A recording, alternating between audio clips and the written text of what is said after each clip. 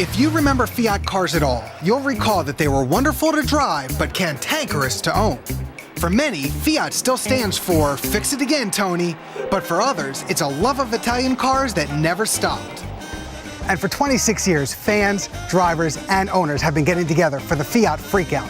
What we got were Fiats, Lancias, Alfa Romeos, and Ferraris, so prepare to be freaked out. This year, they came to Valley Forge, Pennsylvania for the Concours d'Elegance. Over 150 cars filled the grass for Fiat Lancia Unlimited's annual event. You're not done yet. Keep going until you hear me say out. Out. All right, you're good. Thank you. Thank you. God, I love this car. Fiat Lancia Unlimited began in 1983, the same year Fiat stopped selling cars in America. Started by a few die-hard fans aiming to keep the brand alive, it's now grown to 400 members strong over the last 26 years. Everyone here is passionate about their Fiat. For some of us, it harkens back to our very first cars. And just because the nameplate isn't Fiat doesn't mean they're not included. They're all under the Fiat corporate umbrella. We don't exclude a car just because it's not a Fiat or Lancia. Any Italian car, or really any Italian-based car, is welcome here. That's exactly why Yael Evelev brought his Ferrari 330 GT down from New York City. Only the second Ferrari series to seat 4, the popularity of the car grew, but only one problem with its success. It's a fantastic car, but it's not as revered in the Ferrari world because it's 4 seats, and that means it's, I would say, affordable in a relative term. Compared to some Ferraris, it's a relatively affordable car to buy. All types of cars were on hand at the Freakout. Fiat or DeLorean? It's got a Mr. Fusion, a flux capacitor, plenty of plutonium.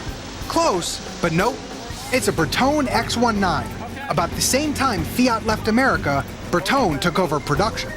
The Back to the Future DeLorean was based on the Fiat X19. That's where John DeLorean got his ideas between the Fiat X19 and the Lancias, and that became the DeLorean. He's not driving backwards. That's Mark Rainier's 1962 Fiat Multipla, bringing it all the way down from Ottawa, Canada. Angle toward turn, you're good. And he's not the only person from Maple Leaf Country who made the journey. Nick Popolo came from Toronto and brought his 1972 Fiat Dino Spider. Only 425 units were built with a 2.4-liter V6 engine, a collaboration between Ferrari and Fiat. It's like being a kid in a candy store. You just can't wait. You wanna grab everything or anything you can. And I mean, when we get here, there is no distinction between Canadian and American. I mean, we're all friends. We're like second family. But what everyone was waiting for, the return of Fiat to the States. And boy, did they get a treat. From the 60s to the 70s to 2009, the Fiat 500 was definitely one of the highlights of the show. Chrysler was on hand for the event to promote the new 500, which had everyone buzzing about the future of the auto industry. This is probably the largest Fiat club in the country, so we thought it would really be a good idea to bring the Fiat 500 here and create a little bit of brand recognition here in this country, and to also get their opinions on what they think about it. And what did everyone think?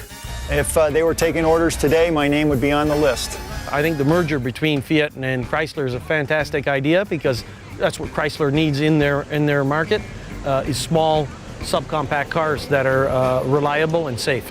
So after a 26-year hiatus, Fiat is coming back to North America, but that won't stop anyone from getting their freak on for years to come.